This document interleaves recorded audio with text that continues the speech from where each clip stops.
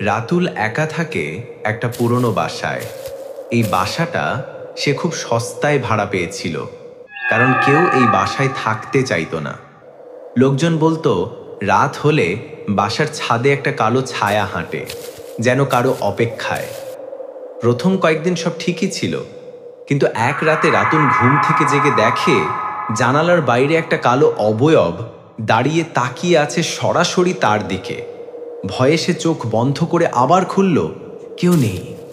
ভাবল হয়তো ঘুম ঘুম চোখে ভুল দেখেছে। কিন্তু পরের দিন সকালে দেয়ালে রক্তের মতো দাগে লেখা, আমার জায়গা কেন নিয়েছ? রাতুল ভয় পেয়ে বাড়িওয়ালাকে ফোন করে জানতে চায় এই বাড়িতে কি হয়েছিল।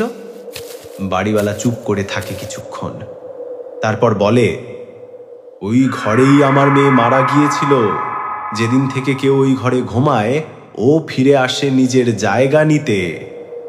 রাতুল ফোন কেটে দেয়, কিন্তু তার পেছনের আয়নায় তখন স্পষ্ট দেখা যায় একটা কালো মুখ তার দিকে তাকিয়ে হাসছে।